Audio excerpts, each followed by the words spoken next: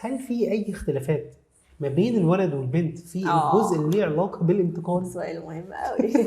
سؤال مهم جدا. اوكي، طب اشرحي لنا اكتر، قولي لنا ايه اللي بيحصل. طبعا يا رضا ممكن يبقى فيه اختلافات، لان احنا بصفه عامه في مجتمع او في سياق في اوريدي بعض الاختلافات بين الولاد والبنات او الشباب والبنات في حاجات كتير. في سنه 2019 جمعيه وطنيه عملت دراسه رفع احتياجات لعدد فوق ال 150 من الاطفال اللي هم متربيين في دور رعايه ايتام، وكان طبعا معاهم يعني اصحاب مصلحه مختلفين، بس انا هبقى بركز بالتحديد على الحته دي هنا علشان يشوفوا هم يا ترى عندهم مهارات ايه وعندهم استعداد ازاي ان هم للمرحله اللي جايه من حياتهم اللي هي هم بالظبط الناس اللي كانوا في الدراسه دي كانوا من سن 14 ل 18 سنه. ده خلاص خارجين يعني بالظبط. فعايزين نشوف بقى يا ترى هم خارجين مستعدين ولا ايه الحكايه. الدراسة دي طبعا وجدت ان للأسف زي ما احنا متوقعين كتير قوي من الأطفال اللي هم كانوا في منهم شباب وبنات مش مستعدين، ومحتاجين طبعا تدخل ان هم يبقوا مستعدين اكتر ان هم يعرفوا ينتقلوا الى الاستقلالية، سواء بقى الاستعداد ده نفسي او في المهارات بتاعتي الحياتية الأساسية او في مهارات التواصل او في المهارات الاجتماعية او حتى الاستعداد الحقيقي بتاع ان انا عارف اتصرف في المواقف المختلفه اللي هتحط فيها واكيد هتحط فيها، ان انا هعرف اتصرف في المواقف الطارئه، ان انا عارف اعتمد على نفسي، ان انا عارف يبقى عندي مثلا القدره او الحب في ان انا ابقى عايزه اتعلم، عايز يبقى عندي اهداف، عايزه اخطط، عايز يبقى حياتي احسن والكلام ده كله. البنات بقى بالتحديد في الدراسه دي أظهرت إن هم للأسف عندهم استعداد أقل للاستقلال، وكمان عندهم بعض يعني الاحتياج الأكبر إن هم محتاجين تدخل أكبر في الحتة بتاعت إن أنا أبقى مؤهلة أكتر للاستقلال. ليه؟ طب اشرحي لنا اكتر، هل في اسباب معينه دوت ان البنات اقل من الشباب في الحته دي استعداداتهم يعني؟ ده ممكن طبعا يبقى راجع للثقافه بتاعتنا، ان احنا عندنا في الثقافه بتاعتنا بصفه عامه البنات في مثلا فيها مثلا شقين، يعني ممكن طبعا الناس بتوع اللي دارسين في الكلام ده واشتغالين فيه اكيد ممكن عندهم اسباب اكتر، بس من ناحيتنا هنا في حاجتين احنا قادرين نلمسهم جامد قوي. الحته الاولى هي حته ان في الثقافه المصريه بتاعتنا بصفه عامه ساعات بيبقى عندنا زي ما نقول كده ايه حمايه زايده قوي قوي قوي للبنت من وهي صغيره في البيوت العاديه، وده طبعا مترجم في دور الايتام. والناحيه الثانيه كمان في بعض التمييز والعنف ضد المراه بصفه عامه، واللي هي طبعا بتبقى بنت وهي صغيره خلاص. فالحته دي ادت لايه؟ ادت ان اوقات كتير قوي مثلا في دار الرعايه انا عايز احمي البنت دي من المجتمع الخارجي، عايز احميها ان هي تمر بمواقف صعبه مش عارفه ايه، خليه يقفل عليها اكتر بالظبط، ما يخليهاش تجرب، ما يخليهاش تعرف حاجه، اللي هو وكانه زي ما بنقول كده بيحميها بان هو حابسها بشكل ما بحيث انه ما فيش اي عوامل تانية تاثر عليها باي شكل، بالظبط، ظنا منه ان ده انسب حاجه ليها بالظبط كده. فده بيتسبب في ايه بقى؟ الدراسه وجدت لنا ان كان في عدد محترم من البنات اللي شاركت في الدراسه مش عارفين حتى ينزلوا يجيبوا خضروات وبقاله وفاكهه لوحدهم. انا لازم حد يبقى معايا عشان اعرف اعمل حاجه زي كده، او كمان انا عندي موظفين في الدار شغالين فهم اللي بيقوموا بالدور ده، فانا عمري ما عملته وانا خلاص داخله على 18 سنه، انا خلاص بعد شويه ممكن اتجوز، أنا خلاص اتجوز وممكن يعني بالظبط. كتير برضو منهم ما كانوش حتى بيساعدوا في شغل البيت حتى وهم بنت، مع ان مثلا عندنا في الثقافه في مصر البنت لا هي اللي بتساعد، هي اللي بتعمل، هي اللي مش عارفه كذا بالظبط. فهم كمان في ناس منهم تقول لك ايه هو انا اللي اقوم بالدور ده، ما انا عندي موظفين بيقوموا بالدور ده.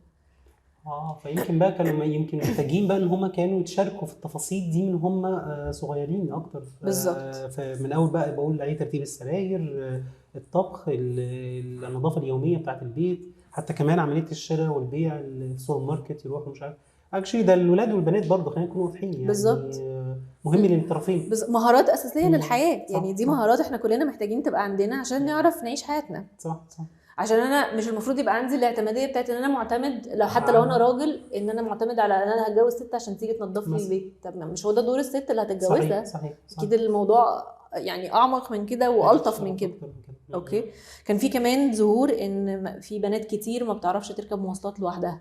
طبعا لما هنتكلم بقى في الحته بتاعت العنف والاذى اللي ممكن بيحصل ضد البنات، في بنات كتير قوي ما تعرفش طب انا هعمل ايه لو حد اتحرش بيا، هعمل ايه لو حد اذاني اي نوع من انواع الاذيه، هعرف ادافع اصلا عن نفسي ولا مش هعرف ادافع عن نفسي. هي اساسا احيانا بيبقى عدم ادراك اساسا ده تحرش، او بقول عليه بالظبط، برافو ده عليك. انتهاك اساسا، برافو عليك. الجهل دوت بالظبط احيانا بيبقى بيأثر.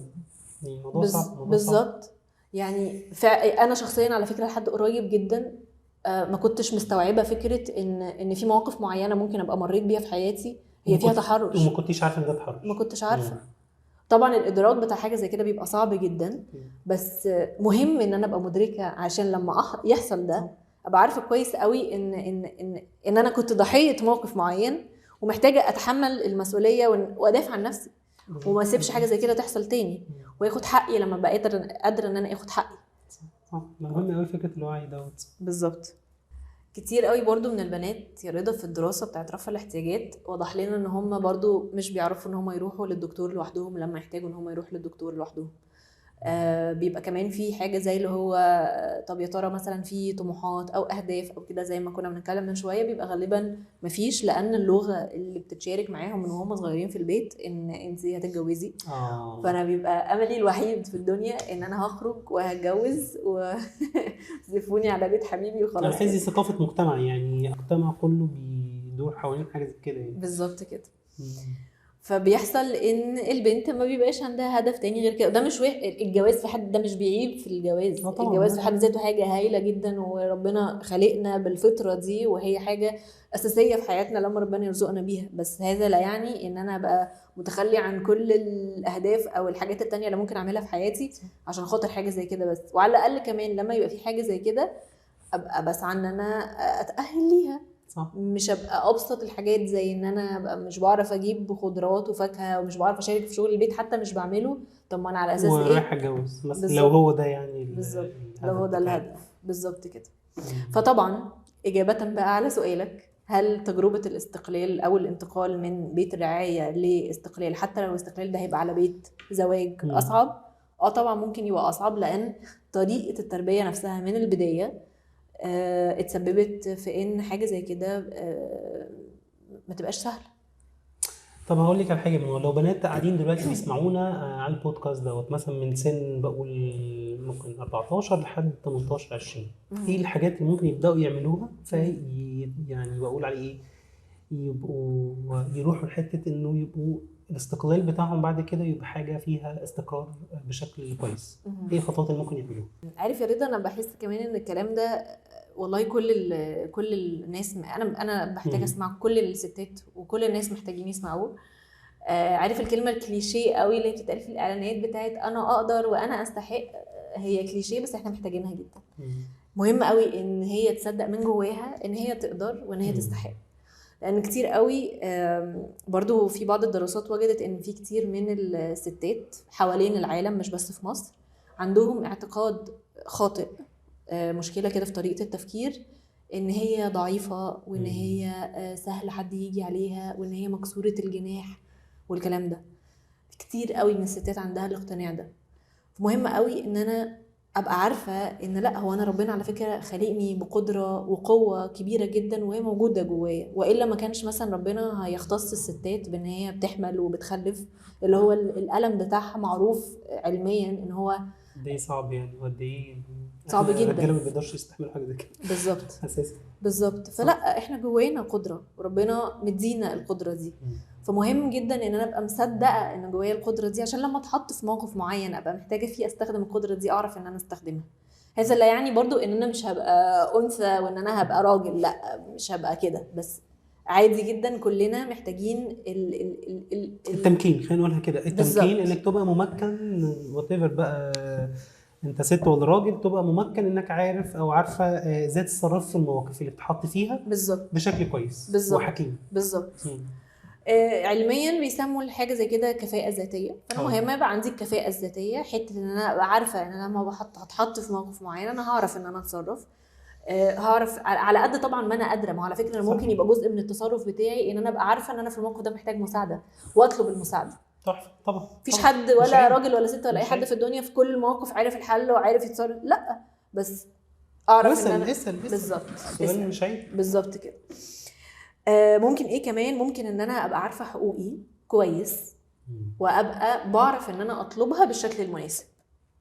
فمثلا let's say مثلا حاجه زي الحدود او حاجه زي مثلا التحرش، برضو في فيديوهات قد كده على الانترنت ببلاش ممكن تقولي يعني ايه تحرش واقدر احمي مثلا نفسي منه ازاي. مش بس بقى التحرش، ما هو انا لو انا مش عارفه يعني ايه تحرش مش عارفه احمي نفسي منه.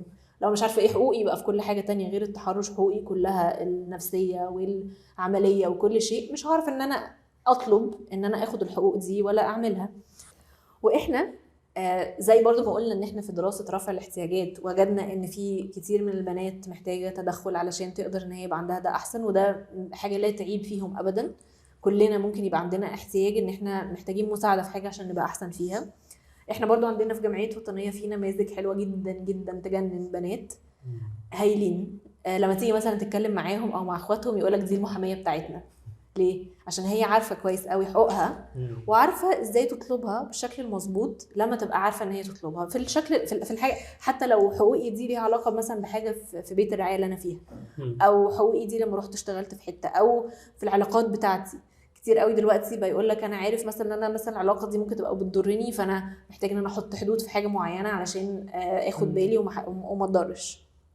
فان انا ابقى واعيه لده، واعيه لحقوقي وحدودي، وابقى مقدراها وبحترمها عشان الناس التانية تقدر ان هي تحترمها وبطلبها. والواجبات اهم حاجه. برافو عليك. برافو عليك. يعني دايما عموما ولاد او بنات يعني الحقوق والواجبات مهمه. بالظبط ايكوالز. بالظبط. ليه بقى؟ لان انا لو اهتميت بحقوقي بس هيرجعنا لنقطه ايه؟ نقطه ان انا ابقى ضحيه. ان انا ما بس انا معيش واجبات، انا استحق كل حاجه حلوه في الدنيا بالظبط. وده حاجه بشعه هيرجعنا 50 خطوه ورا. بالظبط. فلا طبعا ليك زي ما بنقول كده، عليك حاجات وليك حاجات. بالظبط. لازم تبقى محافظ على بالظبط كده، عارف الاثنين يعني. بالظبط كده. توازن في كل شيء كويس، زي برضو ما قلنا في بدايه الحلقه بتاعتنا. وان انا ابقى عارفه ان قيمتي، زي بقى القصه بتاعت الهويه بالظبط اللي اتكلمنا عليها من شويه. انا قيمتي ما هياش في الماضي بتاعي، ولا هي في الاهل بتوعي، ولا هي في اي حاجه، ولا في الغنى ولا في الفقر. بالظبط. يعني هو بقول قيمه الواحد من الحاجات اللي بيعملها دلوقتي بالظبط، ومن جواه. يعني دايما كان احمد الشقيري بيتكلم على قيمه الشخص يستمدها منين. في ناس بتستمدها من السوشيال ميديا واللايكس تيك توك ومش عارف ايه، وناس بتستمدها من الفلوس والعربيات والايفونز وكل ده بيروح. في ناس بتستمدها من حاجه داخليه، ان هو قيمته في انه يبقى بيساعد الغير، قيمته في انه هو يبقى انسان كويس، بالظبط، ان هو عايش حياه كريمه وات ايفر يعني. بالظبط. اكيد طبعا ده احسن كتير جدا. بالظبط. زي ما في بنات طلعت في مبادر، كان في بنات وولاد بس ظهرت بشكل قوي جدا. كان في كذا بنت وقفت في مبادر. برنامج مبادر ده اللي هو برنامج اعداد القاده الوطنيه عملته بالتعاون مع ليدرشيب، انا فاكر، وليدرشيب هاب، وهو اعداد قاده من الشباب الايتام عشان يتكلموا اكتر عن القضيه. من بالزبط. يعني هم اللي يبقى الشباب الايتام هم اللي يتكلموا عن القضيه بالزبط. ويساعدوا اخواتهم بعد كده في دور مختلفه. بالظبط. اوكي، انت بتقولي بنات اكتر هم اللي كانوا كذا بقى بنت ساعتها لو تفتكر طلعت وقالت انا عارفه دلوقتي كويس قوي ان انا قيمتي ما هياش في الماضي بتاعي، ولا انا قيمتي في اللي انا بشتغل بيه على نفسي، وانا دلوقتي معتزه جدا بنفسي ومعتزه بهويتي وعارفه ان انا اقدر اعمل كل اللي انا نفسي فيه والكلام ده. فاحنا نفسنا ان كل البنات تبقى عندها اللغه دي بتقولها لنفسها ومصدقاها. مش هتيجي في يوم وليله، بس هتيجي بالتدريب، واحده واحده واحده اتحط في موقف فيجي لي الافكار السلبيه فاتكلم معاها كده واخدها واحده واحده وابدا ان انا اغيرها بحوار وروايه افضل. وربنا ان شاء الله يساعدهم ويساعدنا كلنا يا رب. وزي ما انت قلتي في الاول خالص يا منار، ان اي حاجه بنتكلم فيها في الحلقه ديت لو مش قادرين او مش عارفين ازاي ان احنا نساعد نفسنا بالزبط. بنحتاج ان احنا نرجع لمتخصص في الجزء دوت بالظبط. ان طبعا الكلام ده كله مش معناه ان الشباب والبنات لوحدهم هم المسؤولين او هم اللي ليهم دور في نجاح انتقالهم من الرعايه. لا، هي منظومه متكامله، وضروري جدا عشان الشاب والبنت يبقوا عارفين يعملوا كل الكلام الجميل اللي احنا قلناه ده يبقى عندهم الدعم المناسب من المنظومه، سواء بقى المنظومه دي فيها دور الرعايه او المجتمع او الشكل الاكبر بتاع الحكومه والوزاره بالظبط والقوانين وهكذا. بس احنا النهارده كنا بنتكلم على الدور الخاص بالشباب والبنات.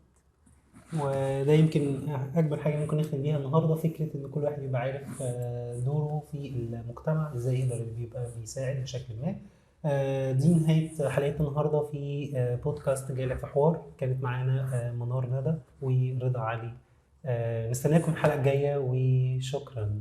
شكرا. سلام.